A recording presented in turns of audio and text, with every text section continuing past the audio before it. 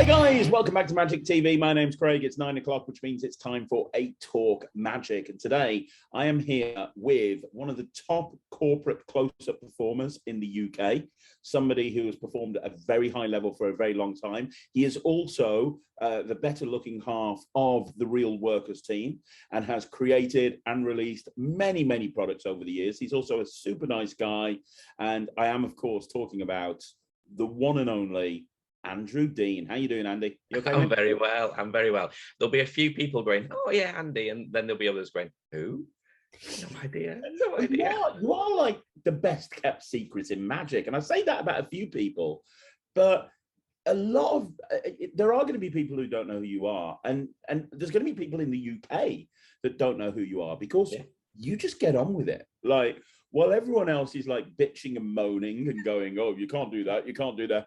You're just constantly busy going out gigging. You were busy all through the pandemic. I know that you were one of the guys that embraced virtual shows, and you did virtual shows, and you got a big client list. And yeah, that's why people don't know who you are. You're too busy outperforming and doing your thing, to be perfectly honest. Yeah, I should really be posting more on Facebook, going, "I'm on the 15th gig this week," and all that sort of stuff. But no, I mean, I'll be honest. Harry Robson, everybody knows Harry. I mean, Harry taught me everything I know, pretty much. So he casts a big shadow. So he still refers to me as young Andy, even though I'm 41. Well, I mean, Harry's timeless at this point. I think, what is he, 436? I think so. Yeah, I think so. I think he was the guy doing the cups and balls in the Pharaoh's tomb. I think he was. Yeah. I think he was. If you look, he's got them glasses that move. I'm pretty sure he was the ghostwriter for the discovery of witchcraft. I'm not too sure.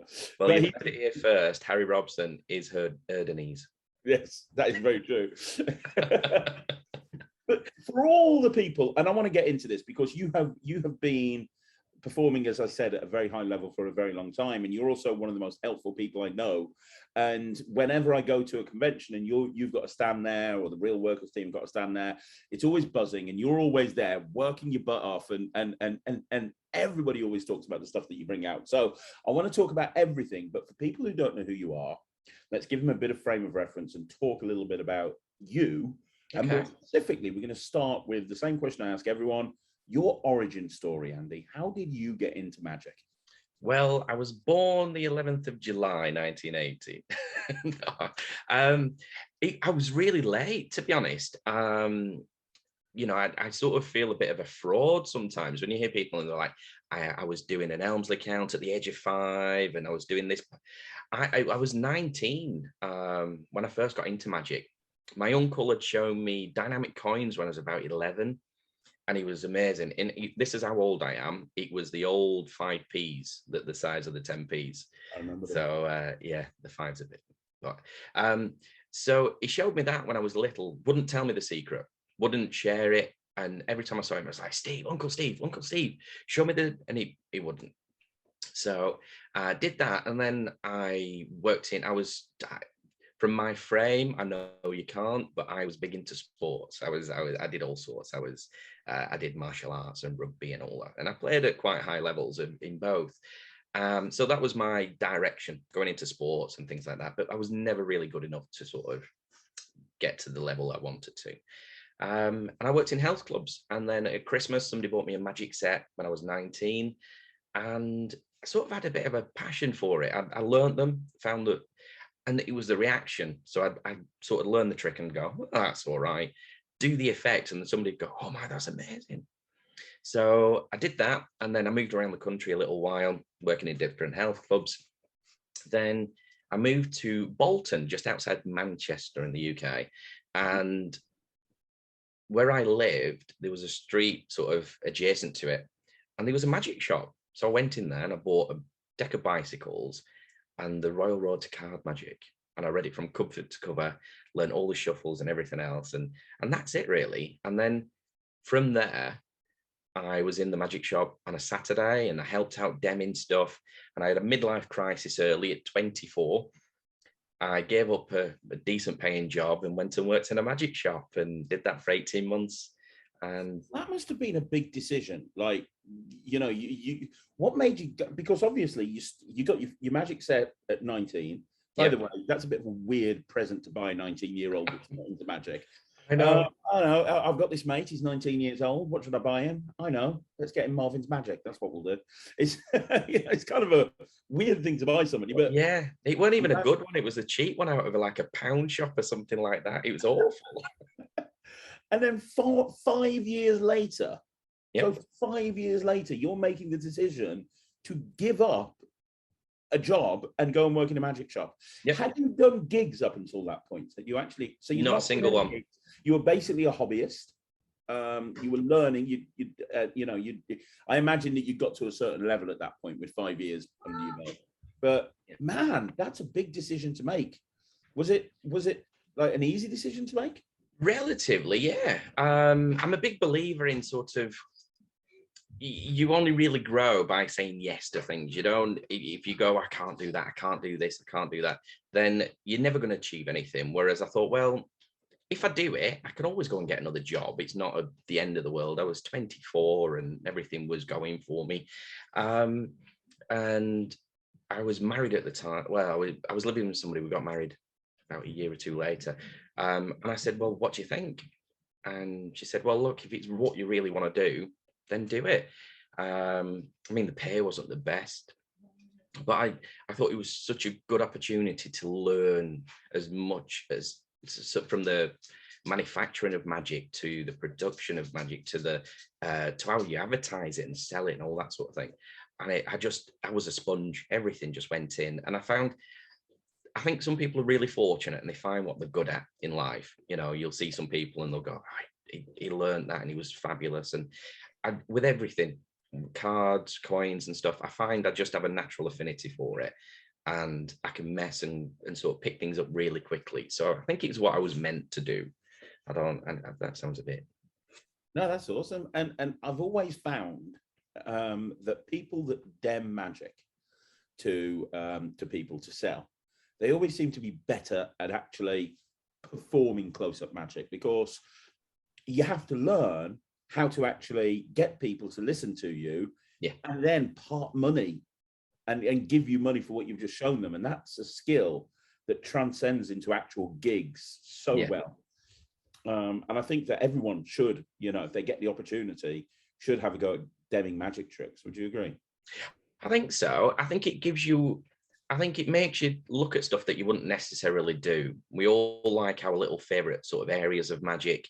Whereas if you're demming products, you get to see all the different products and you sort of go, oh, right, okay. And then what you do to sell them, because obviously when you're selling things, you need to put your own personality into it. So it becomes easier to make that trick a little bit different and do it that way. I mean, some of my favorite effects were the usuals, delights and thumb tips and things. And I was taught a really nice thumb tip routine where it goes in your hand, but a lot of people go like this. So I'd steal it out the back here. So you'd go down, you'd steal it out the back, it would vanish. The silk will come out your arm. So you'd show your hands empty. Then you drop your hand down to the side, catch the thumb tip, and you just do it again. So even for magicians, because you're showing your thumbs and your hands and all that sort of stuff. And even now, I'll do it just for my own amusement, and it's great. But you just learn those little things, and just for magician foolers as well, and the timing, swapping a deck in. If you've done, I don't know, white bikes, so you've done white bikes, great effect, and then somebody else will say, can you show me something else? So in talking, you're just moving the deck and swapping it in and that sort of thing. So for timing and for being able to adapt your performance, it was invaluable. Even though the pay wasn't great, it's done me far better in the long run than I could have ever wished. So did you have an ulterior motive? I mean, you've never done a single paid gig in your life. You go and work full time at the magic shop. Were you thinking in the back of your mind, I want to be a professional magician? This is going to give me the opportunity that I need to. No, there was nothing like that. It was I didn't know how much magicians earn. I didn't know you could go and make a living. The only magicians I thought could make a living was the ones on TV: Paul Daniels, Wayne Dobson, Paul Zenon. I thought you had to be on TV to make a living. I didn't know you could do it at weddings and corporate events until I met Harry Robson. And did that happen at the shop? Yeah. He used to come in. He used to come in regularly. Same with sort of everything. until I sort of got to know him more regularly. He would come in, go, morning, you're right, and just walk straight past me and go into the back and talk to Andy Hurst. And yeah, and then later on, I think he was a bit like sort of, he was saying to Andy, I don't know why you've employed this guy. But then as he got to know me and, you know, we'd sell things and that sort of thing, he once said to Andy Hurst, he said, you won't have him too long before he's out and doing it full time. And within about 6 months, he was about right. And yeah, he was good with what he was saying. Okay, so you left after 18 months. Yeah. Was that to become a professional magician? Yeah. Yeah. So what did you think? Well, actually, I could still do the magic shop and do the gigs, or was it the case that you were getting so many gigs at this point now that, or did you just again take a leap of faith and go, you know what, I'm going to have to put 100% into this if I want to make it? Yeah, pretty much. I'd obviously got to know Harry, and we'd had a coffee a couple of times and spoke about different things. And I just thought, well, if I'm going to do it, I don't want to do things half-heartedly. I always want to do things and do it properly. Because you speak to lots of magicians that have jobs, and it's the safety net, and they go, well, I might go full-time next year. But I did all sorts. That first 18 months of being self-employed, I took bouncy castles out, I did rodeo bulls, I did all sorts, casino nights, everything, just to get out and get in front of people and learn how to perform and learn what to do. And I mean, there's no better way to sort of build your character than being stood behind a casino table, not doing tricks, but doing blackjack or roulette and engaging with the people and having a laugh with them and going, right, okay, I could do that with this guy, and that guy's funny, and it helps you identify who's going to work when you're choosing your participants. When you're a magician, 90% of it is choosing the right person for the right effect. So for anybody watching this who's thinking about going full-time pro, any advice on when the right time is to do that? There's never a right time. It's like any big decision in life. There's never a right time. You just, I mean, if you'd have said to me 2 years ago, same with you, if I'd have said to you 2 years ago, what could be the worst thing that could happen? You'd say, I don't get any gigs a month, 2 months. Can you imagine not getting any gigs for 2 months? You'd be like, gee, I don't know what I'd do. 18 months we've not had any gigs for, and we've all been fine. We've all survived. We've probably come out of it better magicians because we've had lots of time to practice and sort of evaluate what we do. So there's never a right time. You can do things to make it easier. You know, get yourself a list together of sort of clients, restaurants. I did restaurants. I did 6 residencies throughout the week, so Monday through to Friday and the Sunday afternoon, and I did those for 2.5 years. So I really sort of learnt my craft in that amount of time. I mean, I was doing 3 hours a night, 6 days a week. So if you did that over 2.5 years, the amount of hours I put in. And that's all restaurants? That was all restaurants, yeah. So you were very quickly managed to get a whole bunch of restaurant residencies, I imagine, while you were building up the weddings and the corporate and the stuff that pays higher. Yeah. What was your approach to getting restaurants? I mean, that's a question that I get asked on this channel all the time. Okay. How do you get restaurant gigs? So you do it now still. I mean, just the other day I wanted to interview and you were like, no, I've got a residency. I'm like, okay, sorry, Andy, we'll do it another day. Yeah, well, the one I have on a Thursday night, I've done that for 12 years. Yeah, 12 years. I mean, there was on Thursday when I was there last, there was a little boy there. He was 11 years old, and his mum said, you've known him all of his life. And I'm like, oh, that's just craziness. But the way I get restaurants, and it's not a big secret, Harry's sort of probably said it over the years. And so I always offer a free one. I'll come and try it out, see what your customers think, see what works for you. And I work my fee out depending on how many seats they can do and how many covers they can do. Because the restaurant's still got to make money. It's got to be feasible for everybody. And what I do, I go on the night and I'll do tricks, and everybody says, oh, fabulous, it was amazing, it's all this. And I'll say, listen, the owner has took a chance this evening, asked me to come in. If you've enjoyed it, on the way out, so the magician was all right, when's he back in next? And if 50% of those go back to the owner or the manager and go, magician was all right, when's he in next? When I go at the end of the night and say, did everybody enjoy it? He'll go, oh, we had loads of comments. They're asking when you're next, when are you free next? Yeah. And people always think restaurants you should charge, it don't matter what you charge, whether it's £50, £100, £150. All mine, I mean, the majority, they average around £100 a night, my restaurants. So that was £600 a week, every week guaranteed, without any work, without any other work. And which some magicians are going to look down on. But then you have to remember, when you're first building up a business, you know, and for anybody, I mean, yeah, you know, you talk to somebody who's in a full-time job that gets paid, what, £8, £9, £10 an hour, and you say, yeah, I go out for an hour or two and I get paid £100. Let's give it some frame of reference here for a minute, you know, and yeah. But it's not just that. What you've got to think of is, I was seeing 100 people a night. All those people having birthday parties, weddings, christenings, all sorts of social events. So, you know, even if I was getting one gig every night from those 6 restaurants, it mounts up. So what I was doing by the end of sort of 2 years, I was that busy, I couldn't maintain all the restaurants. And before we started the interview, we were talking about how difficult it is to find cover and things like that. So I was finding it really, really difficult. In fact, I had a residency on a Wednesday, and the guy opened another restaurant, wanted me to do it on a Wednesday night, and I couldn't do it. I couldn't be in 2 places at once. So Harry Robson's boy, Darren, he did the restaurant. I gave him a restaurant and said, it's yours, do whatever you want with it. And yeah, so I mean, it's a great way to, I mean, 3 hours a night. I probably did sort of, you know, this talk about the 10,000 hours. I did that in 2 years over the restaurant, you know, and it's seeing those people. And then you see your regulars where you go, right, well, last week they saw me do that, so now I've got to do this. So my repertoire is sort of massive now. People say, oh, how many tricks do you know? And I'll say, oh, you'll get bored before I do, don't worry. So so yeah, it was such a, I mean, it's not for everybody. It really isn't. But I don't advertise now. I don't advertise at all. I mean, I've done it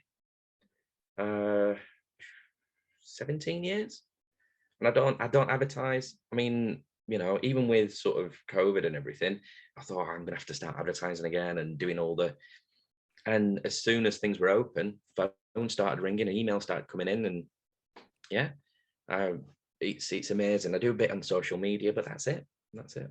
But that's probably because of the client base that you've built up over the years and the reputation that you built up. And also, a lot of magicians will go literally the length and breadth of the UK. And even though you do that occasionally, I know that a lot of the time you keep in your area. You're the guy in that area, aren't you? Yeah. Well, that's it. I mean, the amount of parties I've done for families, and when I've done weddings and then birthdays and then christenings and then other birthdays and then grandma's 80th wedding anniversary, 50th wedding anniversary and all that sort of thing. And yeah, so I mean, it's not the magic tricks. It's the how you are with people. You know, you turn up early, you do the job, you know, you say the right things and you do the right things. And you know, I mean, I do lots of Asian weddings, and I get asked all the time, oh, is it appropriate? Is your act appropriate for everybody? And I say, yeah, it's from little ones right to bigger ones. I don't swear when I work. I don't, you know, there's no sort of tricks that are a bit too edgy and that sort of thing. And again, it is my personality, because I don't tend to sort of swear that often anyway. But I just think, well, if it was me and my family were out and a magician came over and it was a bit edgy and it probably wouldn't be good for father-in-law, mother-in-law, that sort of thing. Me, I'm very hard to sort of upset, but yeah, it took me a long time to sort of get my approach to a table, sort of, because I'm interrupting somebody's meal. I'm going to somebody, listen, you've worked all week, this is your night off from the kids, from work. Yeah, I'm going to come in as a stranger and I'm going to say, hi, I'm going to be center of attention for 5 minutes. Yeah, I totally understand that. I totally get that. Yeah. So, are you always? I mean, you don't do as many restaurants now as you did. No. You don't need to because you're getting corporates and weddings and stuff, and you're very, very busy in demand with private parties and everything. Yeah. Do you still get through a big? I mean, is your repertoire still as big? Because obviously, you're now performing for different people every single time, as opposed to the same people coming back over and over again. But Yeah. For my own sort of, for my own sanity, really. I mean, you probably know yourself, you do your Christmas run, and in January, you think, if I hear my own voice one more time, I'm just gonna, the same jokes. Can you make my wife disappear and all that? That's fine. But if you're saying the same things and you're hearing the same things over and over and over again, it gets monotonous and you don't give it the same gusto that you normally do. So yeah, it's for my own sanity and just to sort of test myself as well. The residencies are fabulous for trying new stuff because you build up a lot of goodwill. If you yeah, go out and do a corporate event where you're getting £800, you've got to be on form. If you're at the restaurant where it's your second home, everybody knows you, the staff know you. You've got a lot of leeway there. You can go, listen, I'm trying something. Let me give it a go. And, you know, they give you a lot more leeway than they would yeah. do. You've built up that good grace with them. So it does work. And it's, I mean, some of the stuff, I mean, pickpocketing, I steal watches and ties. And that came from the restaurant.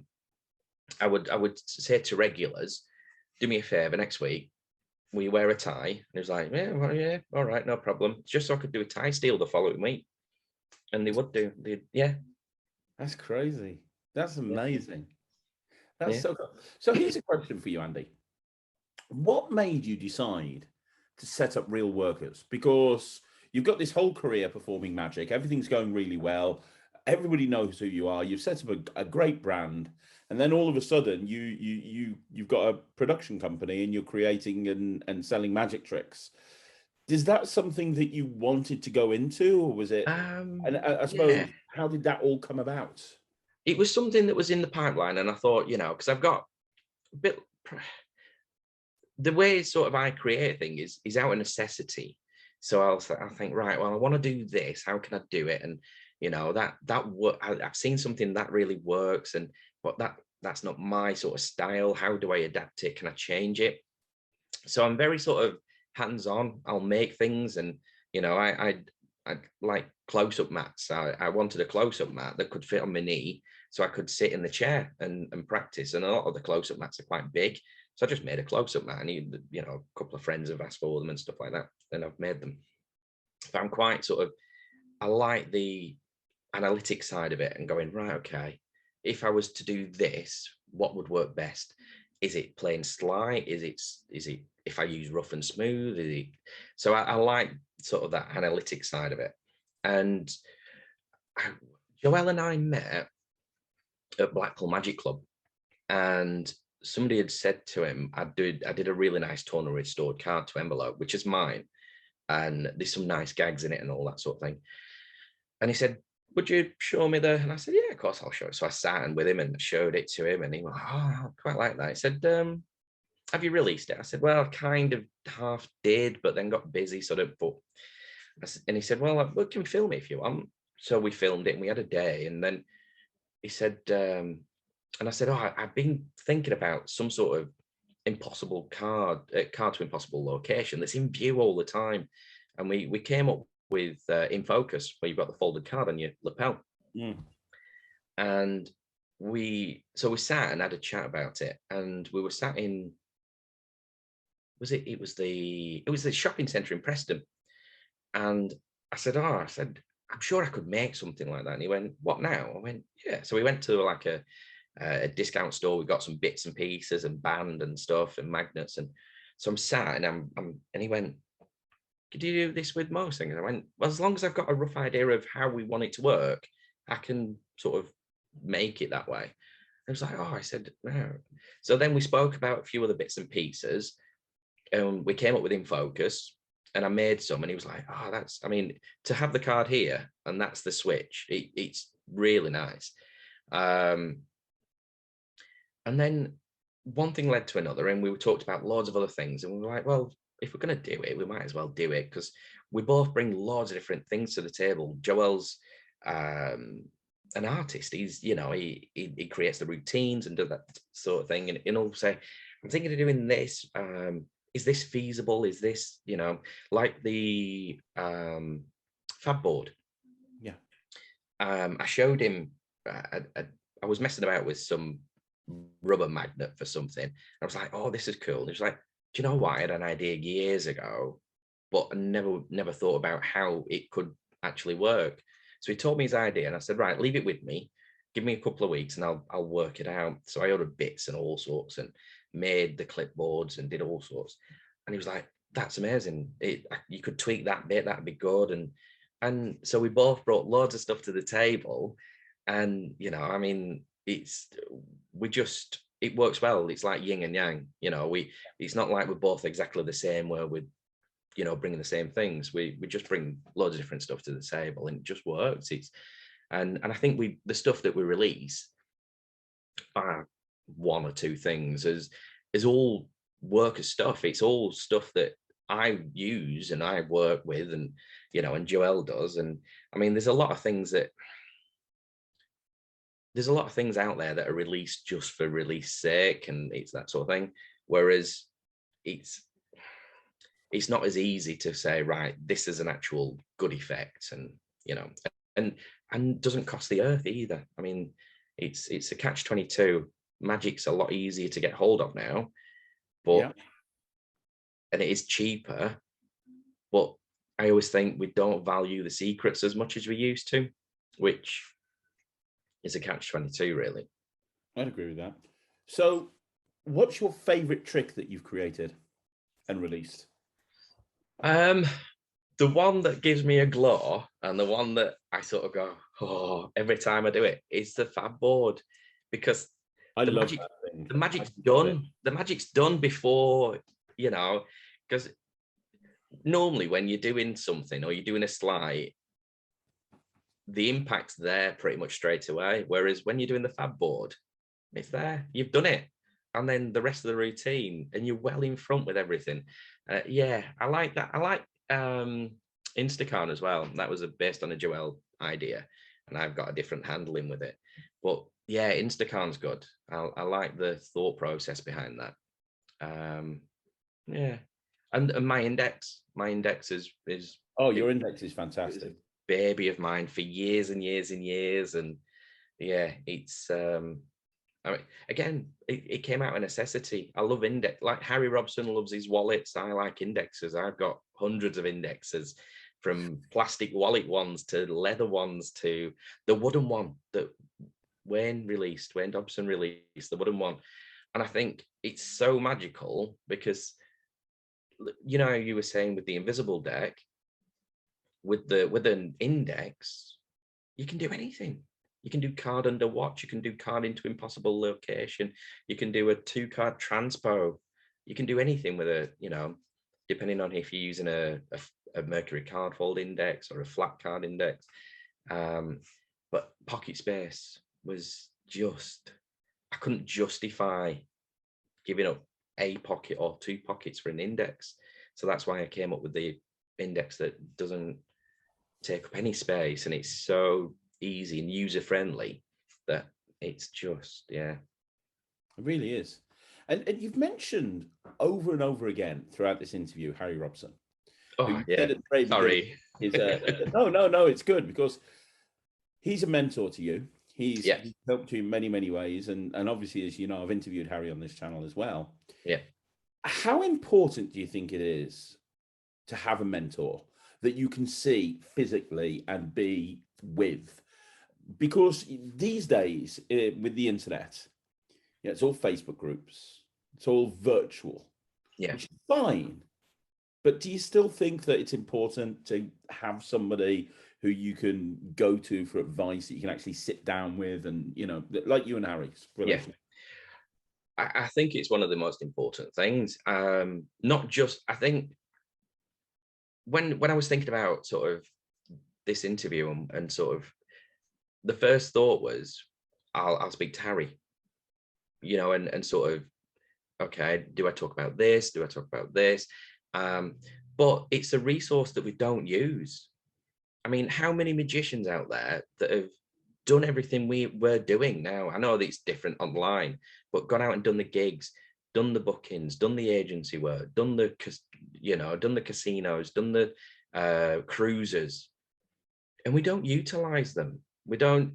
One of my favorite things is listening to the older generation. I sit and listen to the stories, and because you can glean stuff from them all the time, and it's not always the positive stuff. Sometimes when I speak to Harry, it's not always positive. He will say to me, "No, that's not right, Andy. You don't do that," or "That's, you need to be doing this, Andy. This is what you need to do now. Don't worry about that. This is where we're going." Because sometimes you're too close to things. I'm worried about, my Larry Jennings bottom palm rather than, doing something else. And Harry will say, "What are you doing that for? This is what you need to concentrate on." The best advice I ever got from Harry, I was looking at buying a house, and it was an expensive house. It was when I was doing, gigs all over, and I had more money than I knew what to do with. And I was looking at buying a really expensive house that would push me to my limit every month. And I was 28, 29, something like that. And if I said to anybody that's listening now, what advice would Harry give me? Follow your dreams. You work for it. You've earned it. You deserve it. He didn't say that. And I'm like, it's got to be expensive. He said, do you want my honest opinion? I said, yeah. He said, if it all fails and you can't afford it anymore, you're young enough to get yourself out of it. And I thought, how honest is that? Yeah. That's what I needed to hear. If it all goes wrong, it's going to be all right. And it was the best advice I've ever had. That's fantastic. So yeah, so that, I feel it's really important that we listen to the older generation, not just because I'm becoming part of it now, but which is such I definitely am. My God. But yeah, it's such we're all looking for the next latest effect. We're all looking for the latest book, the book that's out of print, and we can add it to our collection. Yet these people that have been around and done it all and thought about it all and seen it all, we don't listen to them. We don't. I think in the UK especially, we're probably a couple of years behind the other clubs, other societies, sort of Europe, sort of the Spanish sort of clubs thing, and America. I think we probably need to update how the UK clubs work a little bit more. I've spoken about this on the channel. Like, you go to a lot of magic clubs and it's just old people sitting around drinking beer, not wanting to actually do magic. And you always have at the beginning of the thing, don't you? Right, anybody got any parish notices? Yeah. Right. Let's talk about the next annual general meeting. And it's kind of like, no, we just want to do card tricks. When did magic become so political? It does. And I think if we looked at it more like it's workshops, and it's, rather than bring a trick night, it's right, this week we're all working on this, and it might not be for everybody all the time, but there'll be that one occasion when somebody will say, "Oh, can you do this?" And you go, "Oh, we worked on that in the workshop." Whether it's I don't do children's parties, but over the years, I've picked up a few little things where if I'm doing a bit of parlor and it's a wedding, so I'm doing something for everybody, and there's some kids there, I've got a couple of little tricks up my sleeve to keep them in check, which I wouldn't have necessarily done if I hadn't watched a lecture on children's entertaining. For sure. So I think sometimes we'd look at things without sort of going, actually, there might be a little nugget in there that I could use in 5 or 10 years' time. So the more information we have with everything, information is key with everything. That's why we all have hundreds of books. I mean, I've probably read most of these, and I can do a 10th of what's in them. I never need to buy anything ever again, magic-wise, but it's that information. It's collecting that information, soaking it all in. Well, actually, talking about information, let me ask you a question. A lot of the stuff that real workers bring out Yeah, is very easy, bordering on self-working. Um, like, and I think of something that you mentioned, Instacan. It's yeah, a almost self-working trick. You think about a lot of the stuff that the fab board is, yeah, a lot of the stuff is very, very easy. But I know that you're very good at sleight of hand, and I know that you're very well read as well. For somebody who's wanting to have a career as a professional magician, how important is it to be able to perform sleight of hand? Do you think you could get away with being a magician just by buying a whole bunch of self-working tricks and gimmicks, and going out and doing that? Or do you think you need other stuff as well?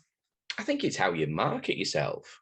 I think if you market yourself as an entertainer, comedy magic, I mean, like, Tommy Cooper, prime example. I mean, you know, everybody knows he's got a few chops and he could do stuff, but he never did it on stage. He never did. I never saw him palm a card on stage. I No. never saw him, but that was his persona. That was his, you know.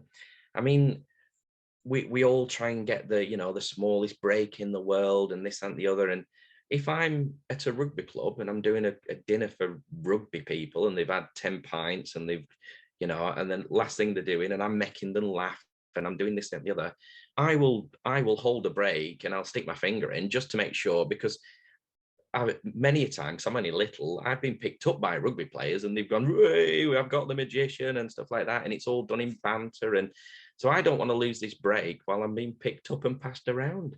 So, you know, it's, but it's Yeah. one of those things. It's, you know, I mean, it always makes me laugh when you watch these L&L videos and you watch all the other, and they're all sat at a lovely table. They've got a mat down at the table and they're doing all this. And then, you know, all I'm doing when I'm doing some pre-dinner drinks is avoiding getting canapes spilt on me, drink spilt on me. I'm trying not to sort of, I mean, it's really popular for dogs at weddings at the moment.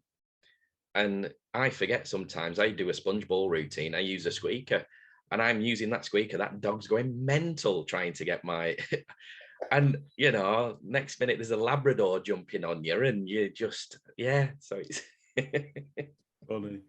I so agree. yeah. So to go to your question, I think it depends how you market yourself. If you market yourself as, you know, Jason Landane sleight of hand artist and you're using a Popeye Popper deck, I think, you know, but again, it's that knowledge. If I get an inquiry for a gig and they say, "Can you do a poker demonstration?" Yeah, I can. I don't have to go away and learn it. I've already got that useful information. And I think going back to the saying yes because of the opportunities, I was once doing a gig in Manchester and this guy came over to me and said, "We're doing a tour of Europe for a poker company. How many languages do you speak?" I said, "What countries you visiting?" He said, "Oh, we're going to Germany and Sweden. And we might go to, what was the other one? I can't remember the other one." And he said, "Do you speak those languages?" I said, "Well, little bits." I said, "But I'll brush up." I didn't speak those languages. What I did, I learned my act in those languages. I learned how to say, pick a card. I learned how to say, I'm just practicing in whatever language. And as long as you showed willing, most people would say, "Can I practice my English?" I'm like, "Oh, if you want to." But I'd created little cards as well. So I'd learn, pick a card and I won't look, down to a T. Pick a card, don't look, and I'm not going to look, down to a T. Because when I wasn't looking, I'd got little cue cards in my jacket. So I'd be looking at what to say next. That's great. And they went really well. And the guy come over saying, I can't believe that you," he said, "I was a little skeptical when you said you could do them in different languages." I'm like, "Yeah, of course I would." Yeah. And it's that knowledge now. Now, if I meet anybody from pretty much anywhere, I always say to them, "How do you say good evening in whatever language? How do you say pick a card in whatever language?" And it always, I mean, La Carta is pretty much universal for card wherever you are. So it's, you know, and it just makes you stand out that little bit. Makes you look like you've done that little bit of extra effort. where really we're just cheating like we do anyway. We cheat anyway. That's the nature of our job.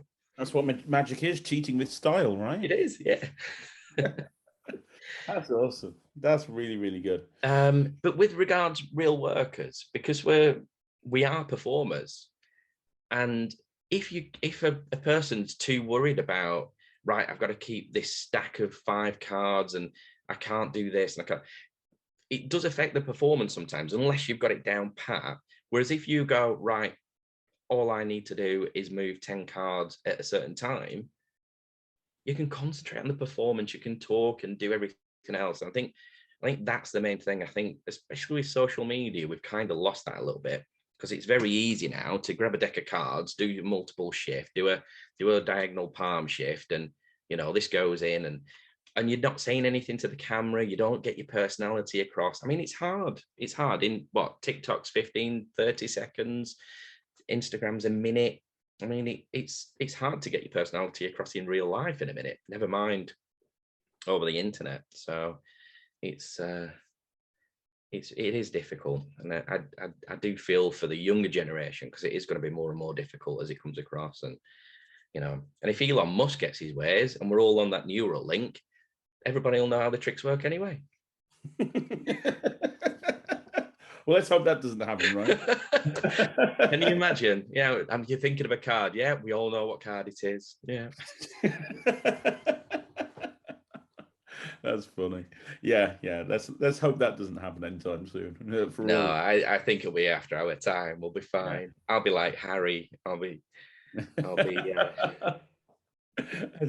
Yeah, absolutely. Have you got any thoughts quickly on creativity? Because obviously you've created some amazing stuff. Real Workers has created some amazing routines over the years. Any advice to people that want to create their own trick, whether it be to put it in their act or ultimately sell it, whatever it may be? I think decide what you want out of it first, whether it's, I mean, I was messing about the other day and I was talking to a really good card magician, Gary Middleton from Scotland. Oh, yeah. And we were talking about a triumph, and it's the triumph we were talking about. So you shuffle the cards together, genuinely shuffle the cards together, spread them face down, and these face up and face down cards, you turn them over, face up and face down, you push them together, and you don't touch them. And then you spread them out, and then there's just one the opposite way. And we were talking, we said, if you could do it, that's how you would do it. Yeah. So then I thought, how if I could do a card trick and not touch the deck, apart from getting to choose a card, how could I do that? So I came up with it. So this is the effect, and this is how it looks. So you say you need to remember 2 things. 1 is how many cards we count, and 2 is your card. So you're showing the cards like this, and you're dealing them down and you're counting them, and they say stop. So you say stop, and they look at the card and say there's 12 cards below it. You put the card on top, put the rest of the deck, and that is it. You then spread them face down, and their cards reversed. You take the cards underneath, you count them, and there's exactly the same cards that was there before. You spread the rest of the deck face up, and there's no duplicates in the deck. Wow. And yeah, so I was like, right, okay. And there's no sleight in it. There is no sleight. I showed it to Harry, and he was like, are you doing what I think you're doing? I said, no sleight whatsoever. You can do it. And I taught it to him in 2 minutes. And he's like, have you come up with this? I went, yeah. And he went, not anymore, you've not. So I think that's going to be a new Harry Robson release. But yeah, but what is, if we could do card tricks, it would be, there's your card, goes in the deck, and you don't touch it. There'll be, no extra shuffles, nothing. It would be, but then is that too direct? Is it too direct? Is it too clean almost, where you go, that's, a magician's going, well, that's a funny deck. It's not a funny deck. You can use it afterwards for your ambitious card routine. Do whatever you want with it. It's just a regular deck. And I think sometimes we look at stuff too, right, is it too easy? I mean, how many times have you gone, that's too easy, that will never fool anybody? And I don't know, it's such a weird and don't always sort of go with, well, to get the card to the top, what I need to do is either a diagonal palm shift or I need to do an undercut. There's loads of ways to get a card to the top. You know, I was thinking about it, and because jokingly, I said to you when we first come on, I said, so we're going to right all the wrongs in magic. We're gonna make everybody's double lift a million times better, and everybody will be able to palm a card from the bottom. I was thinking about it, and I thought, well, if you're palming a card, so most people would palm a card from the bottom in this position. Yeah.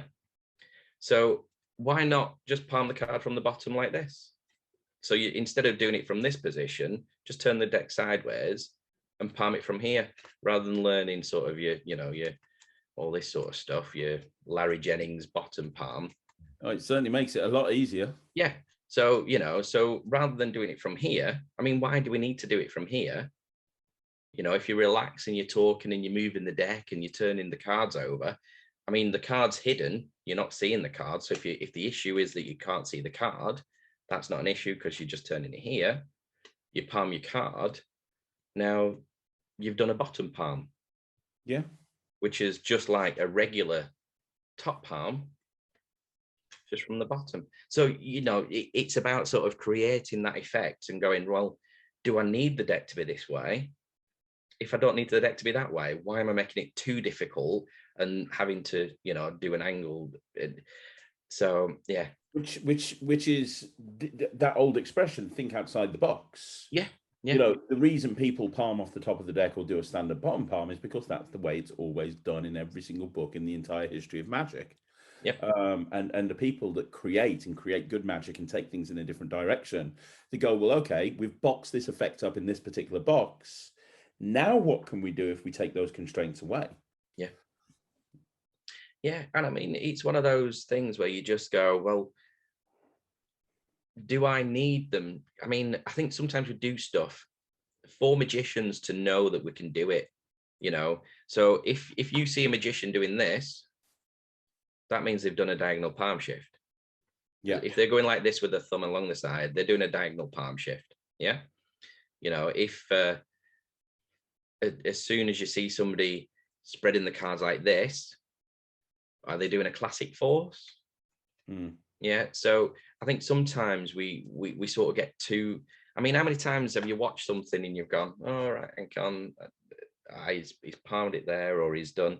And I think because it doesn't fool us, doesn't mean it's not going to fool anybody else, because we know it. It's like knowing the end of a story. You're not going to be surprised what happens.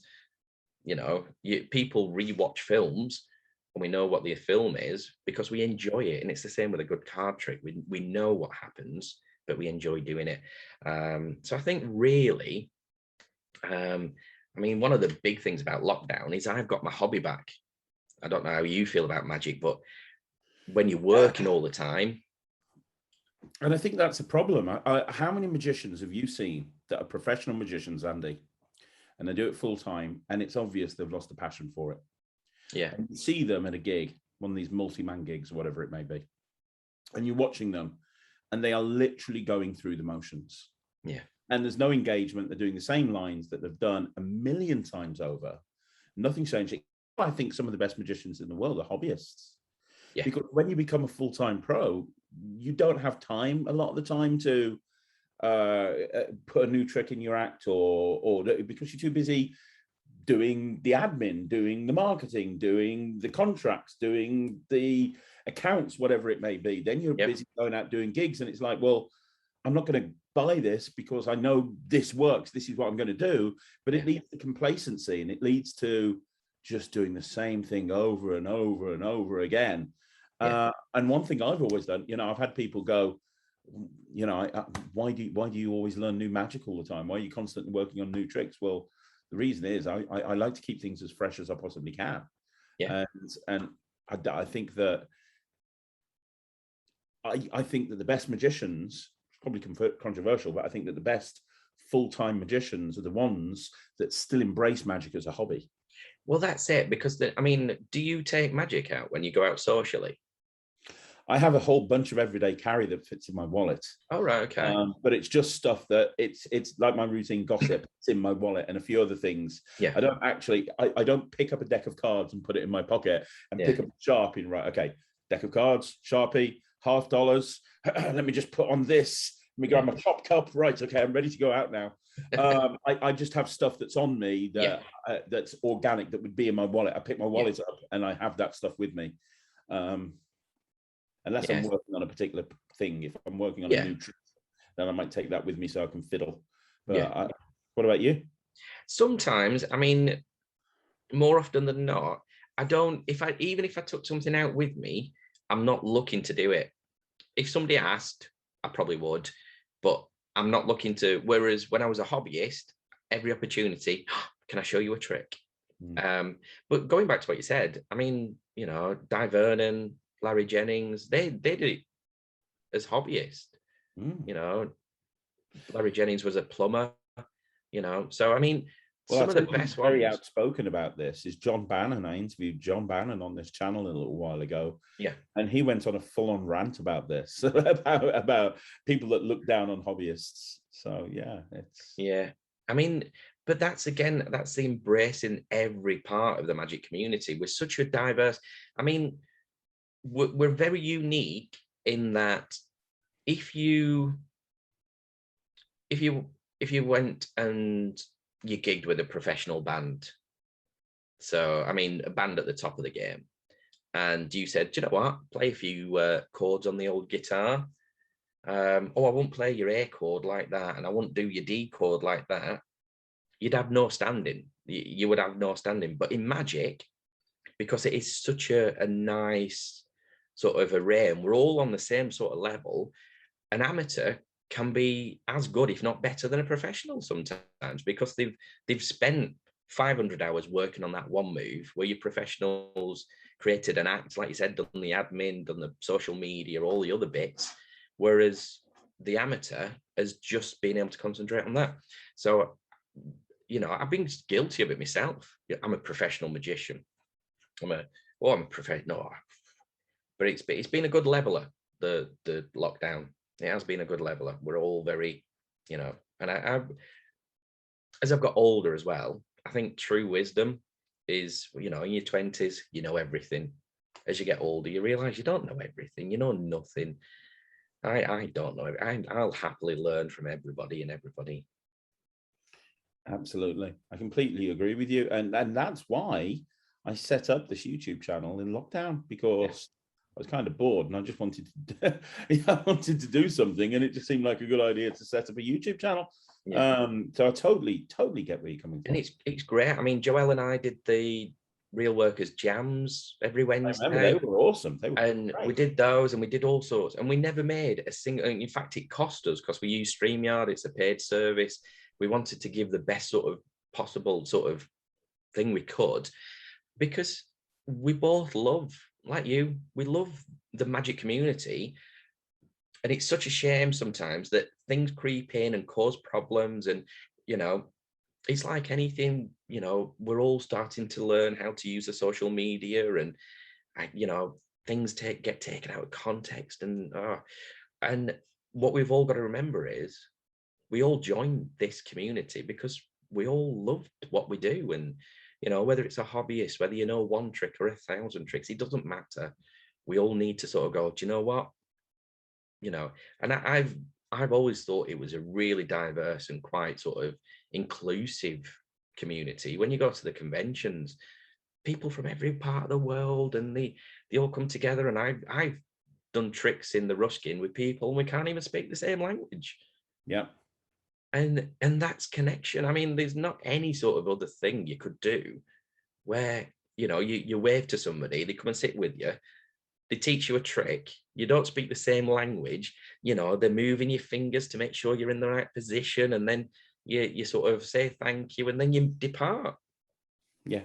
And it is and I think what we need to do is remember that, and remember that, you know, we all have something to bring, whether it's a gag, whether it's it doesn't matter. The best gag at Blackpool last year was a French guy, and I was sat with some other magicians. They come over, and the young lad sat next to me was doing the pass, and he said, "Come on, Andy, you do the pass." So I did the pass, and the guy came over. I said, "Can I see your pass?" And he went like this and held up his Blackpool pass. I just thought it was amazing. So yeah, and I just thought that made my convention. That silliness made my convention for the whole weekend. But yeah, it is. I mean, it's great what people like yourself are doing, and you know, we're making it more accessible for everybody. You know, like there'll be people now that'll go, Andy's all right. You know, they might look at Real Workers, they might sort of hit me up on, and again, that's another thing. I'm really happy to help everybody.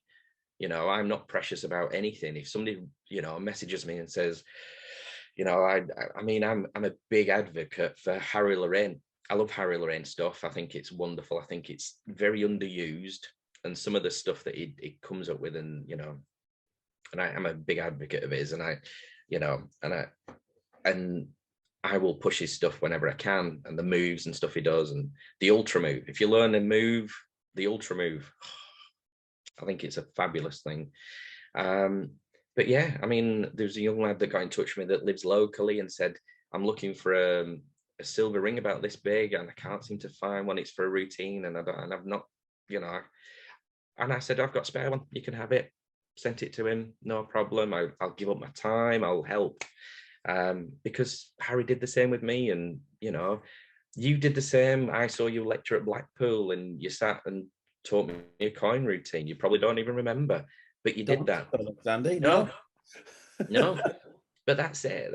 And all these little interactions that you have, it's, you know, as you get older, you think, I've got to give stuff back, and I've got to. So that's why, you know, we were big on Real Workers, and you know, we give lots of free stuff with Real Workers. We do, you know, bits of all sorts, and yeah, it's what you do, isn't it? I mean, we're very fortunate. Let's be honest, we are fortunate in what we do. I mean, I mess about with bits of paper for a living and make people laugh, and that's really important nowadays.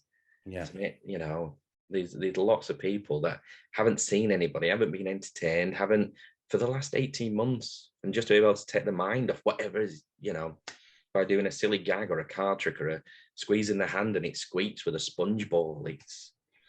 It all has its uses. So yeah, it really does. Yeah. Let me ask you one more question, Andy. Okay. Is a question I ask every one of my guests. What's next?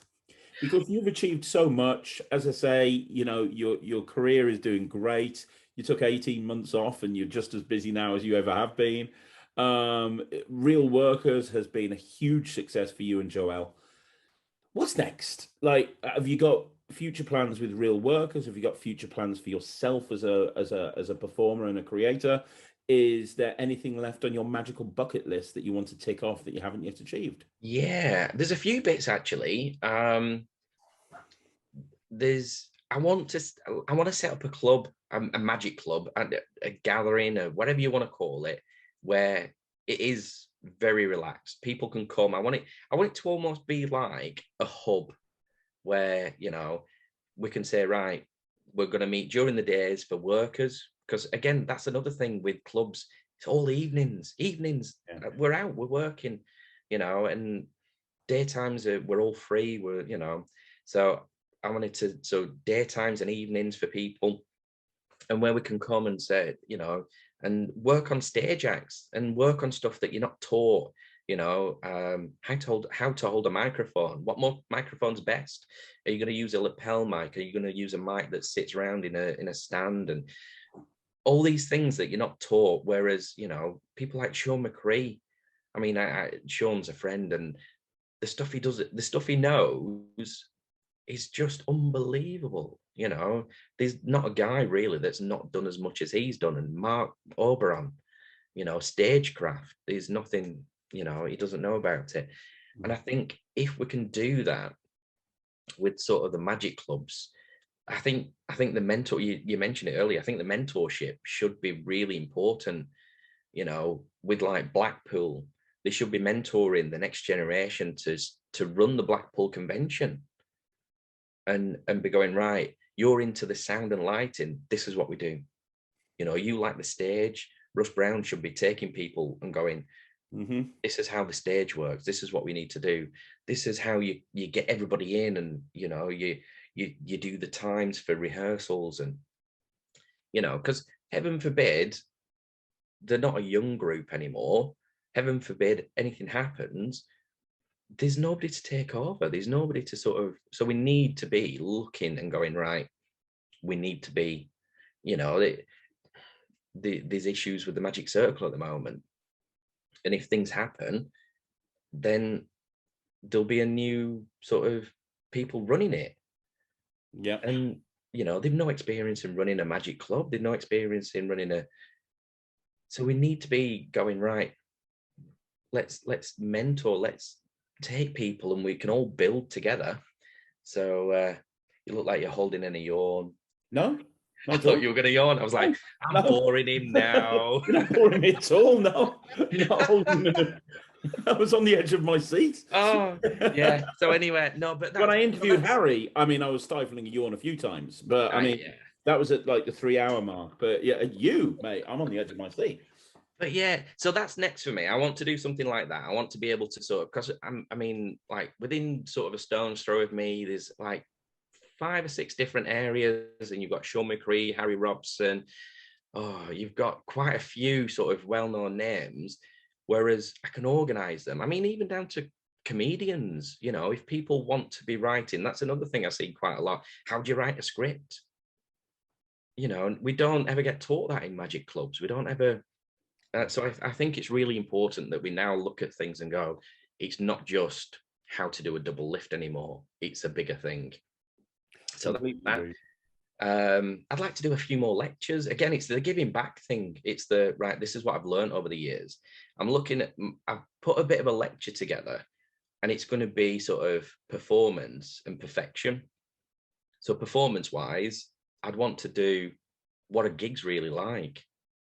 So rather than sit on a stage at a table, I would probably get people up and approach them like a pre-dinner drink situation and do what I do pre-dinner drinks.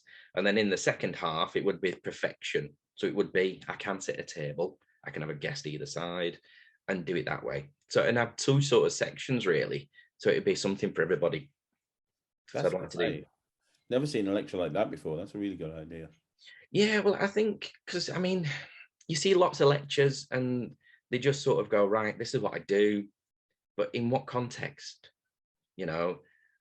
Do you get to sit at a table? Do you get to stand up? Whereas if I said, right, this is what I do as a living, this is my performance, I can do, I can stand here and there's a person next to me here. And as I'm talking to them, I can palm this card off behind the back. Nobody ever sees it. That goes in my pocket because it's out of the way. Yeah. Whereas when you're at a table in this situation, you've got no cover. You've got you can do an Elmsley count. You can do the stuff that we've all practiced for years and never done, and the magic that we like to do for the magicians. So, and I'd like, because it's always interested me that in a lecture performance, they always sit, they have a couple of people, and it's never that in a gig. So the only one really that's got close is sort of Faye Presto, where she has a table. Oh, yeah, she does that. Yeah. And she does like the dinner situation. So yeah, but yeah, I'd like to do something like that, and just more giving back, more doing stuff. And I mean, you've got your things that you'd like to do. I mean, if I could, maybe when I'm an old man, maybe do something at the Magic Castle, and I'd like to go and do something at the Magic Circle and stuff like that.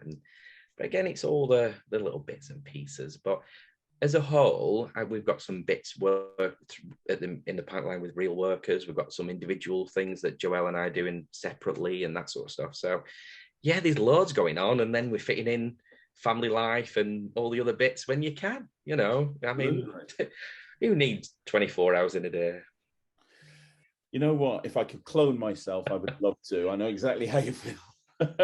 Yep. Especially at the moment, it's a weird one at the moment. It's you're getting phoned up for gigs, and I'm like, I can recommend somebody. Oh, we saw you and I'm like, oh, but they're really good. They'll be fine. You'll be all right. Yeah. So yeah, I mean, just today, just before I was just on the phone. I do a lot for Audi, their car launches and stuff like that. And when they release new reg plates, so every sort of February and sort of September, new reg plate gets released. And they hand over the cars, and it's a long process. So I go and entertain the guests while they're waiting for the new cars, which is nice.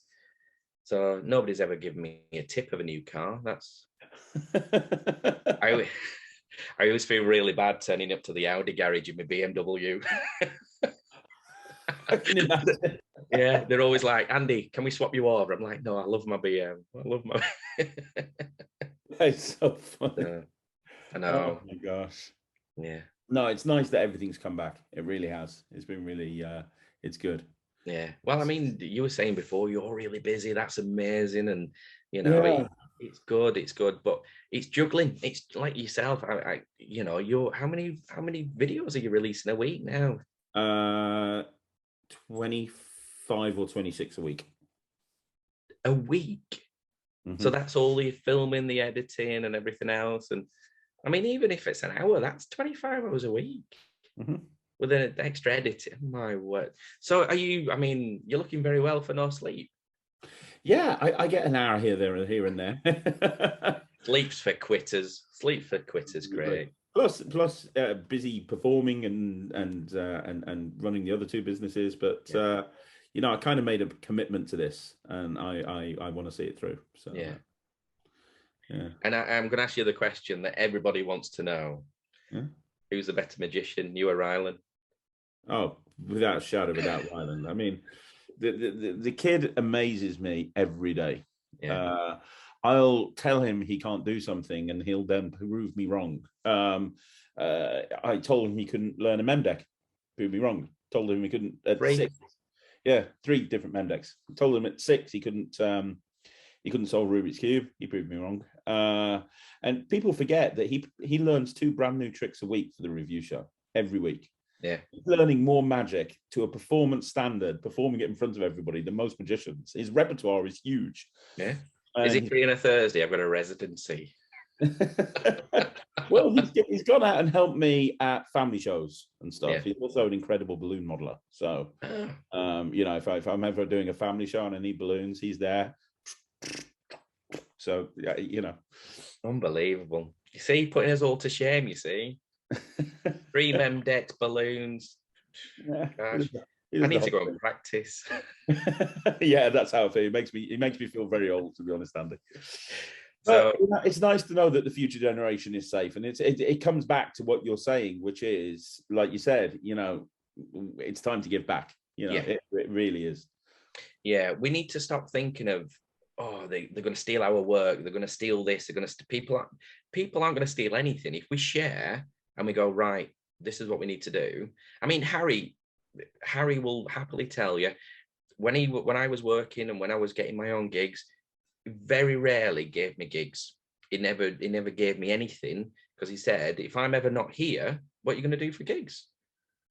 And it's worked well over the years, because I've fought for every gig I've got, and it's made me into sort of what I am today. And I can go out and work, and if work completely dried up, I can then go out and start generating more work. And so he's never given me anything.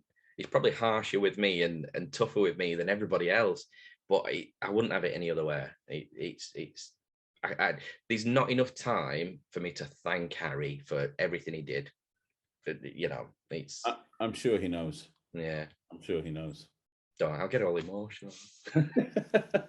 Well, you know what, Andy? This has been an absolutely incredible interview. It really has. I've been wanting to get you on the channel for a long time. You've been very, very busy. I'm so glad that we arranged to get our schedules to mesh. Now, here's a question for you before we go. Yeah. Where can everyone follow you on social media? Because you say you're bringing stuff out individually. You're also bringing stuff out through Real Workers. So obviously, you got the Real Workers website, which is realworkers.co.uk. It is realworkers.co.uk. My website is andrewdmagic.co.uk, so you can go on there. There's bits and pieces on there. There'll be more bits sort of over the next couple of years and that sort of thing. Mm-hmm. So like I said, I wanted lecture and lecture notes and that sort of thing, and bring out little bits and pieces, sort of, you know. I was talking to somebody down south, and we were thinking of putting like a comedy magic thing on. So, you know, we'd have a few sort of well-established magicians and comedians, so you could actually sort of go, well, I'm either working on an act or I've no act at all, and we can put something together. So you can say, right, I want 15 minutes to fill here, and then you create something, you know. So you've got the knowledge of comedians and magicians, and, you know, you can make it into a really solid act altogether. So that's something I'm looking at as well. That'll be down south. So yeah, so if you want to reach out to you for a lecture, is it best to email you? Yeah, email me. You can ring me. All my details are on my website. You can get me through there. I think I'm lecturing January at Hull. Oh, cool. No, well, yeah, I am in Hull January sometime. Good news that you're lecturing, bad news that you've got to go to Hull, but you know. Well, at the moment, it's still virtual. They said it might be virtual, it might not be virtual, so we'll see. I hope it'll be in real life, because it'll be just nice to see everybody and do that sort of thing. But yeah, I mean, if anybody's got, I mean, I have my own cards done and all this sort of stuff. And I mean, if people ask me about where I get my cards printed and all that sort of thing, and I give them all the details. Again, not precious about anything, because, you know, it's what we do into. And what's your social media? Where's the best place? Are you active on channels? Instagram, you can find me on Instagram. I think it's Magic Andy Dean. Facebook, if you just type in Andrew D Magician. I've just started TikTok as well. Hey. Oh, down. It takes me, do you know, it takes me half an hour to pick what music I'm going to have. I've been doing TikTok longer than the YouTube channel. I'm not big on there. So I've got 60,000 followers. So. Oh, just 60. I probably got. That's nothing for TikTok. I mean, there's guys out there that've got like a billion, trillion. It's like 60,000. Although I did get recognised at a close-up gig once. Did you really? A 18-year-old who was like, I follow you on TikTok. You're amazing. And I was like, right, okay. Now I'm old. I'm just old. So, there you go. Were you doing all this with your arm? I don't dance. I don't dance on TikTok. I don't lip sync on TikTok. I just do magic on TikTok. That's it. You don't see me dancing anywhere ever. I did silk through mic stand. You see, again, I struggle, because a lot of the stuff I do, it is very quick, and I work very quick, but it's getting my personality across while I'm working. And I find it really difficult to just sit in front of the camera and do like a color change. And I think it's just not me. So what I do is, while I was doing lots of Zoom shows, and I used to open my Zoom show with silk through mic stand. And because I'd talk about my favorite magician, David Copperfield, walked through the Great Wall of China. And I said, I'm going to recreate it for you. I don't have a great wall. I have an average mic stand. And so I do silk through mic stand. Oh, yeah. And it flies. Absolutely. I mean, it's so visual sort of here, and then it just comes through. It's unbelievable. And I slowed it right for my own amusement. I slowed it right down, and I'm like, you can't even see it.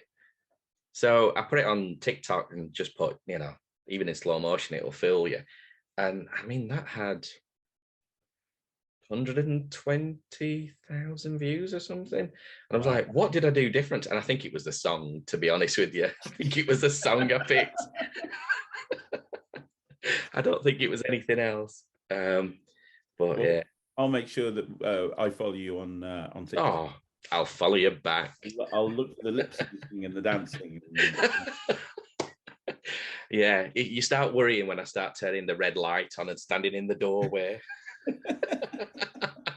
You know, magic's gone wrong. Oh, yes. Oh, yeah. And that image is an amazing way to end the interview. Andy Dean on TikTok. There you go. Craig, it's been a pleasure. Thank you so much. It's been awesome. You are brilliant. You are one of the good guys in magic. And please, everybody that's watching this, reach out, follow Andy. make sure that you buy his stuff, check out Real Workers, check out his own website, check him out on social media, because Just say hello. Just say hello. That's all you need to do. Just say hello. just reach out. And you are also one of the nicest people at conventions. Like, anybody can walk up to you and you've got the time for everybody. It's brilliant. Even when you're like on a stand or a booth and it's packed, you will always just find time to chat to everybody, which is really nice to see. Oh, thank you. Well, it's a pleasure. It is. It's so nice. And I wish you all the better. You're doing really well, aren't you? I mean, let's be honest, you're doing so well. So, no, thank you, Craig. It's been a pleasure. No problem. Guys, make sure that you leave a comment down below for Andy. I'm sure he'll see it. So leave a comment down below. Also, don't forget to follow him on everything on social media. And if you want to find out more about me, make sure that you subscribe to this YouTube channel. 26 videos a week. So I'm going to be back again tomorrow with 3 videos, 1 at 2, 1 at 6, and 1 at 9. I'll see you then. Andy, thank you very much. We'll see you again soon. My name's Craig from Magic TV.